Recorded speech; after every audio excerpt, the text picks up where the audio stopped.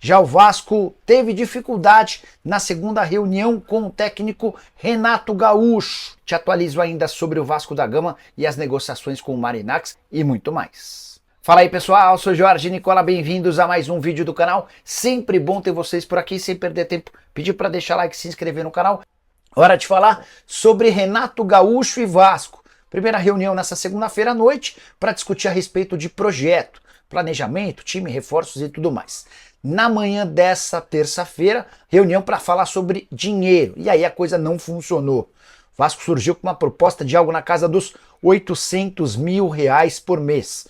Pouco mais da metade do que tinha direito o Renato Gaúcho nos tempos de Grêmio. Por lá ele faturava R$ 1,5 milhão mensais. Renato descartou aceitar o convite do Vasco diante dessas cifras. Não dá para dizer que o negócio está cancelado, mas esfriou. E só vai haver novidade se o Vasco conseguir melhorar sua pedida. O Renato Gaúcho está na dele, exigindo uma compensação financeira parecida dos tempos do Tricolor.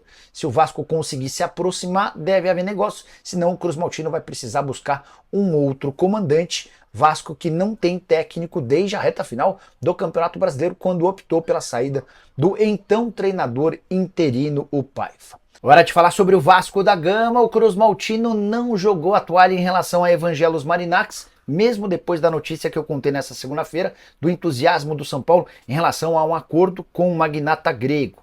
São Paulo e Evangelos Marinacks negociam uma parceria para as categorias de base. Segundo o São Paulo, se esse negócio for fechado, o Marinacks não poderá seguir adiante com a ideia de comprar a SAF vascaína. Mas recebi a ligação de um dirigente do Vasco e essa pessoa demonstrou que as negociações com o Marinacks seguem avançando e que toda vez que o grego conversou com dirigentes do Vasco, demonstrou muita vontade de ser dono do clube. Essa pessoa do Vasco inclusive me perguntou: Nicola, se você estivesse no lugar do Marinacks e tivesse 22 bilhões de reais de fortuna estimada, você preferiria comprar a SAF do Vasco ou ser parceiro nas categorias de base do São Paulo? Essa pessoa do Vasco ainda lembrou que as cifras nem são tão diferentes. Vamos falar em 400 milhões para parceria na base do São Paulo e R$ 1 bilhão para a compra da SAF do Vasco. De fato, parece fazer sentido esse argumento.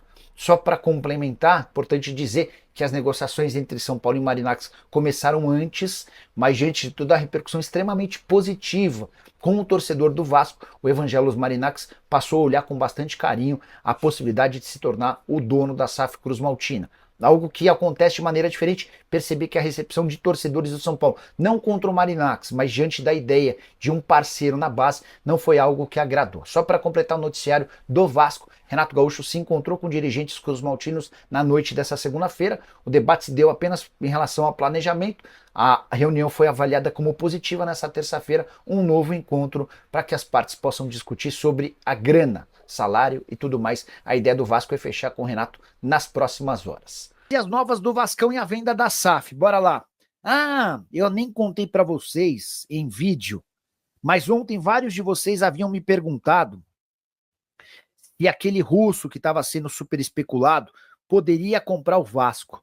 Esse russo, inclusive, é um cara que é dono do Mônaco, tá? Dono do Mônaco, quer ver, ó? Aí eu mandei Rybolovlev, tornou-se proprietário majoritário e presidente do Mônaco com 66% das ações do clube. Ontem, Dmitry Rybolovlev, ontem um monte de gente passou a afirmar que ele era um dos interessados. Eu conversei com o Thiago Escuro, que é o CEO do Mônaco. E o Thiago Escuro, alguém que tem relação muito próxima com o Rybolovlev, afirmou que o Rybolovlev não negocia com o Vasco, não tem a intenção de comprar a SAF do Vasco. Então, com respeito a todos que noticiaram ontem, entre eles o pessoal do GE, eu fico com a minha fonte, que é alguém que trabalha para o Rybolovlev, tá? Então, estou descartando essa história. Hoje o PVC chegou a afirmar que o interessado na compra da SAF do Vasco não é o Rybolovlev, e sim o dono do Sunderland, tá? Dono do Sunderland, que é o Kirill Loftus-Dreyfus. Mas, em meio a toda essa onda de especulações, deixa eu contar para vocês que o Vasco quer muito fechar com o Marinacks. Depois da ligação que eu recebi ontem, durante boa parte da live, Fiquei convicto de que se depender do Vasco, a coisa vai fechar com o Grego. O ponto é, o Grego fez algumas exigências, que é algumas contrapartidas, e o Vasco, para fechar o negócio, entre outras coisas, o que eu senti é que assim, o Vasco quer muito a segurança no negócio. Então, por exemplo, ninguém no Vasco é louco de achar que o Marinakis não tem dinheiro. O cara tem uma fortuna estimada em 22 bilhões de reais. O medo o cara compra o Vasco, sai gastando um caminhão de dinheiro e traz e eleva a folha do Vasco para 70 milhões de reais por mês. E aí, um ano depois, ele decide que não quer mais brincar no Vasco e vai embora. E aí, como é que o Vasco fica com todo esse contingente de dinheiro a ser pago por conta dos investimentos altíssimos?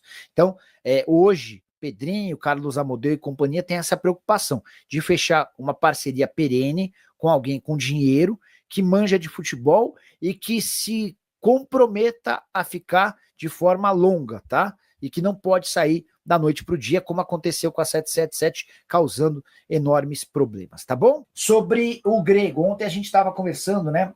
Tocou meu telefone, uma pessoa do Vasco estava explicando, Nicola, o Vasco não está fora da parada, apesar de o São Paulo estar otimista com o Marinakis. E essa pessoa ainda falou assim, Nicola, ainda tem mais. Se você é o Marinakis, você compra o Vasco ou você é parceiro na base do São Paulo? E eu fiquei inclinado a responder que eu compraria o Vasco. Mas o Beto toca num ponto importante, né? Não há nenhuma dívida na base do São Paulo. Todo o dinheiro que ele coloca se transforma em investimento, se transforma em contratações. Algo que no Vasco há uma série de implicações e é um bom ponto. Eu não tinha parado para pensar nisso, você mandou bem, Beto. Natan Santos, virar o ano sem técnico. Essa proposta pelo Renato. Bora explicar ou atualizar o que aconteceu entre Vasco e Renato Gaúcho. Primeira reunião ontem à noite. O encontro serviu mais para que o Renato fosse apresentado as ideias do Vasco em relação ao departamento de futebol e vice-versa. Na manhã dessa terça-feira, aí sim, as partes foram falar sobre dinheiro. E foi aí que o negócio deu uma bela complicada. O Renato, eu já cansei de contar para vocês, tinha no Grêmio o salário de R$1,5 milhão por mês. O Vasco apareceu com um pouco mais de R$800 mil mensais. O Renato olhou e falou, pessoal, vocês estão me oferecendo pouco mais da metade, não tem como eu aceitar. O Vasco ficou de tentar melhorar esse valor, mas a negociação deu uma bela esfriada e imagino que o torcedor vascaíno esteja, de fato, bem preocupado com essa história. Se você já tem um técnico, você está iniciando todo o seu planejamento sobre quem fica, quem vai embora e tudo mais, né? Boa noite, Nicola. Essa história do Léo Pelé no Atlético Paranaense, em troca de um valor do Hugo Moura mais Gamarra. Deixa eu mandar mensagem para Mário Celso Petralha. O que se sabe é que o Léo interessa ao Atlético Paranaense e gostou do primeiro projeto apresentado, tá?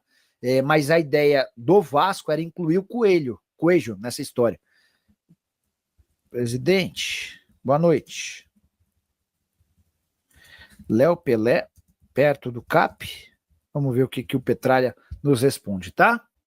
O André Lisboa, o Vasco tem uma proposta de 88 milhões pelo Rian. André, a Fiorentina sinalizou com uma oferta que deve ser apresentada nos próximos dias, que pode chegar a esses 88 milhões de reais, tá? Se for, vai ser algo muito festejado, porque o Vasco precisa urgentemente de dinheiro. E essa negociação seria um enorme acréscimo para o Cruz Maltino, tá? É uma realidade, existe essa promessa de proposta, e se apresentada, o Vasco leva no aeroporto e vende o Rian na hora. E eu tinha muito boas referências do Rian, especialmente na base, mas a verdade é que no profissional ele ainda não vingou. E parece que a Fiorentina também aumentou seu interesse no Rian, depois das palavras do Edmundo, que tem um baita histórico lá na Fiorentina, Edmundo que é ídolo do Vasco. Bora mudar de assunto e falar sobre o futuro de Davi Luiz. O zagueiro de 37 anos de idade fica no Flamengo? Posso assegurar para vocês que a prioridade do Davi Luiz é permanecer no Fla. O vínculo se encerra em dezembro e se o Flamengo assinar com uma renovação, a tendência é que esse contrato seja estendido, prorrogado. Embora já dá para afirmar que o salário de R$1,5 milhão por mês, a que ele tinha direito até 31 de dezembro, está descartado. O Flamengo ainda não se decidiu. Felipe Luiz até deu esperança para o Davi em relação a essa renovação de contrato. mas a palavra final vai ser de José Boto, novo diretor executivo de futebol do clube. Queria lembrar que o Corinthians já fez proposta ao Davi Luiz. Fabio Soldado gostaria muito de contar com o Davi na temporada que vem no Timão. O Vasco sondou a situação do Davi. Quaisquer outras negociações vão ser retomadas se o Flamengo não sinalizar com a permanência do atleta. Davi, como eu contei, 37 anos de idade, 36 jogos e 3 gols na atual temporada. Zagueiro mais bem pago do futebol brasileiro e da América do Sul, R$1,5 milhão por mês, mas isso dura apenas até o fim desse ano. O Vasco tem, de fato, proposta do Russo. Proposta não. Tem uma conversa com o Russo que vocês estão citando desde o início da live. Até tinha mandado mensagem e existe. Nem o Vasco sabe ainda se esse Russo tem alguma restrição em relação aos Estados Unidos. Só para lembrar, existem uma série de boicotes e vetos de negócios com russos, clubes russos, enfim, por conta daquela guerra entre Rússia e Ucrânia. O Vasco ainda não tem um feedback de que se esse cara pode ou não avançar nas tratativas. Mas, porém, contudo e todavia, o Vasco acredita na possibilidade de o Marinacks fechar com o Cruz Maltino, mesmo sabendo na negociação que é anterior com o São Paulo. O Vasco ouviu feedbacks muito positivos do Marinacks e dos seus representantes, tá? De que comprar o Vasco seria uma baita de uma possibilidade de um clube de engajamento gigante, de torcida pesadíssima, tá? Então, hoje eu postei a informação aqui no blog, aqui no canal e também no meu blog, que o São Paulo está super otimista com o acordo com o Marinacks. E o São Paulo entende que, fechando com o Marinacks, a negociação com o Vasco está descartada. Só para trazer o outro lado. O Vasco entende que está numa fase anterior à do São Paulo, ainda na fase de diligências, em que o Marinacks está entendendo todas as dívidas, os problemas, os processos, mas que o Marinacks demonstrou muita euforia com a possibilidade de adquirir o Vasco. E aí essa pessoa com quem eu estava conversando até falou: Nicola, se você é o Marinacks, você fecha uma parceria para ter participação na base do São Paulo ou para ser dono do Vasco? Aí eu falei, mas e a condição? Você vai pagar um pouco mais, mas vai...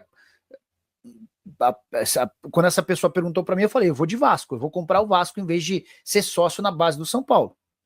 E ela falou, pois é isso que a gente está imaginando que possa acontecer. Então, só para trazer o outro lado também, existe a parada do Russo.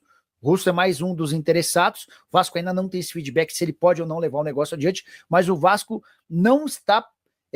não se sente completamente alijado do processo com o Marinacks, mesmo com o otimismo do São Paulo em relação ao grego, tá? Eu só queria trazer esse feedback importante, foram vários outros temas também debatidos aqui, conversados, mas esse talvez seja o mais importante. Nicola, o Rio Ave é filho do Marinacks, do filho do Marinacks. Qual a possibilidade de o filho comprar o Vasco, mesmo com a parceria no São Paulo, até porque o interesse do Vasco é o do filho?